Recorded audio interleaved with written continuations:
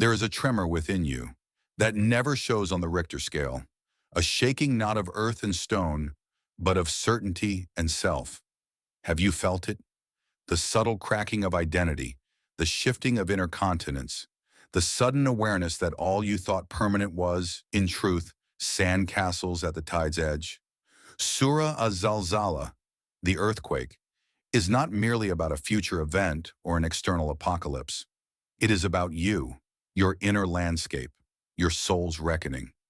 In Sufi mysticism, it is a divine unveiling, not a destructive quake, but a sacred opening. And once you hear the earth speak, you will never walk the same path again. Let us now journey, verse by verse, through this brief yet boundless surah, not as scholars analyzing text, but as seekers listening to the heartbeat of existence. Verse number 1.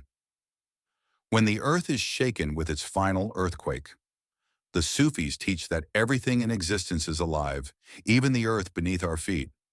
She has long borne our footprints, our burdens, our secrets. But one day, either at the end of time or at the tipping point of our own consciousness, she will shake with her destined quake. This is not just geophysical upheaval. It is the quaking of illusions.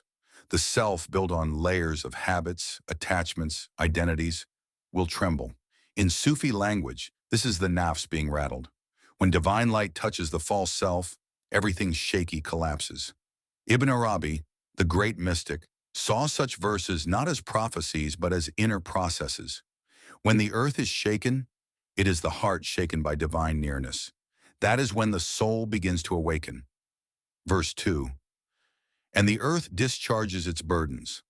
Have you ever buried something so deep that even you forgot where it lay? The earth remembers. The athqal, burdens, are not only corpses or treasure, as literalists imagine. They are the heavy footprints of our actions, intentions, and unspoken truths. Every sigh, every step, every choice is imprinted on existence. In the Sufi path, the earth becomes a mirror of the soul. When she unloads her weight, it is the moment the Ruh, spirit, unveils the unseen. You will see the echoes of what you did, but not from your memory, from the memory of creation itself. This verse is a warning and a mercy, that nothing is lost, that even the smallest deed is recorded, not by pen and scroll, but by reality itself. Verse 3. And man says, what is wrong with it? The ego always questions the quake. When life collapses, when certainties dissolve, the first reaction is denial. What's happening? In Sufism, this is the voice of the nafs al-amara, the commanding ego. It cannot comprehend the sacred unraveling. It clings to control. But the question, what is wrong with it, is not answered by words. It is answered by awakening. The shaking is not chaos. It is mercy. It is the pull of divine reality, inviting the soul to wake up. Al-Hallaj once said, you will not know what is happening until what is happening removes who you think you are. The quake is that removal, and the soul that listens begins to see. Verse 4. That day it will report its news. Everything speaks. You just haven't yet heard its language. In this verse, the earth itself becomes a mukbir, a revealer. The dirt, the wind, the stones, they testify. This is not poetic. In Sufi cosmology, all creation carries consciousness, not the kind we know, but a divine awareness. Rumi wrote, listen to the reed, how it tells its tale. A lesson that everything, even a flute made of wood, bears the memory of separation. So what will the earth say? It will narrate you, your forgotten acts, your unnoticed kindness, your hidden betrayals, not to punish, but to reveal. This is the unveiling, kashf. In the Sufi way, the greatest terror is not hellfire, but the moment you see your real self naked before the beloved. Verse 5.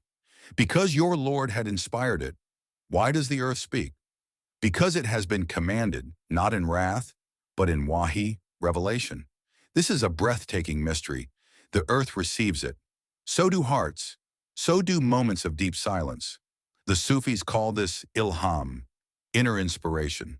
The same voice that stirred the mountain stirs the soul. Everything obeys the command of the real, al-haq. The trembling of the earth is not rebellion, it is surrender. You too are invited. Will you resist the shaking or let it teach you how to bow? Verse 6. That day people will proceed in scattered groups to be shown their deeds. This is the moment of divine sorting, not by race, not by nation, not by wealth, but by essence. People will scatter not geographically, but spiritually. The ones whose inner world aligned with truth will shine. The ones who lived veiled in forgetfulness will stagger. In Sufi psychology, this verse is about the day of tajalli, the day of manifestation, when veils lift and light or shadow is revealed. Yet even here the tone is not vengeance, it is return. To be shown your deeds is not judgment, it is witnessing. For the Sufi, this is not a future courtroom. It is a present unveiling, one that begins the moment the heart truly awakens. Verse 7. So whoever does an atom's weight of good will see it. This is the divine promise in its most intimate form. Not a grand act, not a heroic deed, just the weight of a dara, an atom of goodness. It will not be forgotten. This verse silences despair, the whispered prayer, the tear shed in secret, the bread broken in anonymity. It all lives on. For the Sufi, this is the reassurance of Rama, divine compassion, that nothing is wasted, that even your smallest yearning for truth is known, seen, honored. This is the soul's treasure, not applause, but divine witness. Verse 8, and whoever does an atom's weight of evil will see it. The balance is perfect. No punishment beyond what is real, no reward without cause. Even the tiniest injustice, the quietest cruelty is seen. Yet for the mystic, this is not condemnation. It is cure. You must see your darkness in order to release it. You must face your shadow to become whole. Rumi writes, the wound is the place where the light enters you. This final verse, then, is not a sentence. It is surgery. To cleanse you of everything that cannot reach the beloved. The seeing is the healing, and that, too, is mercy. Final reflection, the earthquake is now. Dear traveler, this surah is not only about the end of the world. It is about the end of your world, the false one built on ego and sleep. And here is the secret. That quake is already happening. Every heartbreak, every moment of silence, every time life forces you to pause, it is the earth shaking within you. So listen. When your life quakes, do not panic. Kneel closer to the ground. Press your ear to the soil. Can you hear her speak? She is not angry. She is remembering, and she is waiting for you to remember too. Let the quake awaken you. Now pause, reflect. What atom of good can you do right now, unseen by others, just between you and the divine? What burden lies buried within, waiting to be released? Let Surah Az-Zalzalah not be a story, but your mirror. Let its tremor break the shell around your heart. And when it does, walk gently on the earth, knowing it listens, it remembers, and it will one day testify. If this touched your heart, don't just scroll on. Share it with one seeker, one friend, one soul still sleeping. Plant the seed.